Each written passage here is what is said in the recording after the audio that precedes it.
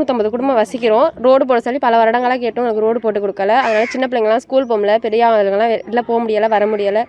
மழை பெஞ்சா ஊரே ரொம்ப இதாக இருக்குது. அதனால் எங்களுக்கு நாங்கள் எல்லாம் ஒத்து உணர்ந்து பேசி நடவு மறியலில் இது பண்ணி நடவு நட்டு மறியல் இது பண்ணியிருக்கோம். இதுக்கு மேலேயும் அரசாங்கம் எங்களுக்கு ரோடு போட்டு கொடுக்கலன்னா ஊரெல்லாம் ஒன்று சேர்ந்து திரண்டு பஸ் மறியல் நடத்துவோன்னு எங்கள்கிட்ட கவர்மெண்ட்டுக்கு தெரிவிச்சுக்கிறேன். இதுக்கப்புறமும் எங்களுக்கு ரோடு போட்டு கொடுக்கணும். நாங்கள் பெரிய போராட்டம் பண்ணி இது பண்ணுவோம். எந்த மாதிரி போராட்டத்தில் ஈடுபட்டு வர்றீங்க? நடவு நடும் போராட்டத்தில் ஈடுபட்டுருக்கிறோம். இப்போ எந்தெந்த பகுதியில் இப்போ சாலை வசதி இல்லை உங்களுக்கு? சொக்கம்பேட்டை மேலே தெருவில் 2வது வார்டில் சாலை வசதி கிடையாது. ஸ்கூல் பிள்ளைங்க போகிறதுக்கு ரொம்ப கஷ்டமாக இருக்குது. பெரியவங்க போக முடியலை, வர முடியலை. எங்களுக்கு தயவு செஞ்சு இந்த ரோடு போட்டு கொடுங்க. உங்கள் பேர்? ராஜபிரியா. புதுக்கோட்டை மாவட்டம் கரம்பக்குடி தாலுக்கா சொக்கம்பேட்டை கிராமத்தில் ரோடு வசதிங்கிறதே கிடையாது. 2வது வார்டில் மேலே தெரு ரோடு வசதியே கிடையாது. கடத்தெருவுக்கு போக முடியலை, பிள்ளைங்க ஸ்கூலுக்கு போக முடியலை. ஸ்கூலுக்கு போனால் இங்கே வலிக்கூட்டம் அங்கே தான் போய் விடுதுங்க. ஸ்கூலுக்கு எப்படி பிள்ளைங்க இதில் நடந்து போகிறது? இருக்கிற பூரா தண்ணியும் உலையும் சகதியுமாக கடந்து நாங்கள் வாழ்கிறதா இல்லை அடுத்தடுத்து பார்க்குறதா? அதுக்கு ஏற்ற மாதிரி எந்த இதுவுமே இன்ன வரைக்கும் கவர்மெண்ட்டில் இங்கே செஞ்சு கொடுக்கல. ரோடு வசதி ரொம்ப முக்கியம். ரோடு வசதி இல்லைன்னா எப்படி கடத்தெருவுக்கு போக முடியும்? எந்த வேலைக்குமே போக முடியலை. எல்லாருமே வீட்டுக்குள்ளே குந்திருக்காங்க. வேலைக்கு போனாலே அவங்க வீட்டுக்கு சாப்பாட்டுக்கு எதுவும் சம்பாதிக்க முடியும், எதுவும் பண்ண முடியும்.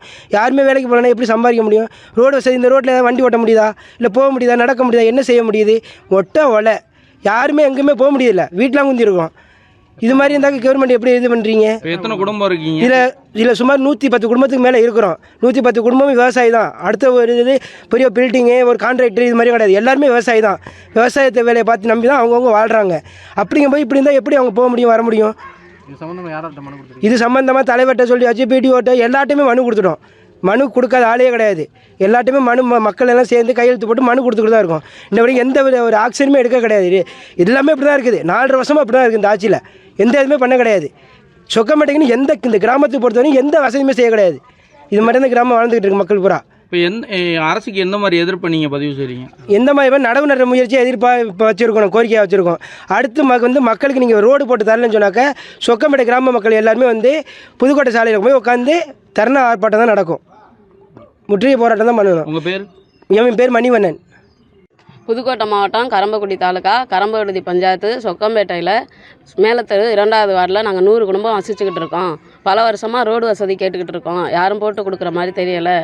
இந்த நியூஸ் கவர்மெண்ட்டு காதுக்கும் போகிறதா என்னன்னு தெரியலை. நாங்கள் அதனால் இந்த நடவு நடுற போராட்டம் செஞ்சுக்கிட்டு இருக்கோம். இதுக்கு மேற்கொண்டு எங்களுக்கு நடவடிக்கை அரசு எடுத்து தரலனாக்க மேற்கொண்டு பொதுமக்களை திரட்டிக்கிட்டு பஸ் மறியலுக்கு ஈடுபடுமாறு. ஸ்கூல் பிள்ளைங்க பள்ளிக்கூடம் போக முடியலை. எங்கள் ஊருக்குள்ளே பூச்சிப்பட்டையெல்லாம் அதிகமாக வருது. எங்களால் நடமாட முடியலை. மழை நேரத்தில் கொசு அதிகமாக கிடைக்குது. எமர்ஜென்சிக்கு எங்களால் ஊரை விட்டு வெளியில் போக முடியலை. அதனால் எங்களுக்கு ரோடு போட்டு தருமாறு உங்கள்கிட்ட பணிவோடு கேட்டுக்கிறோம்.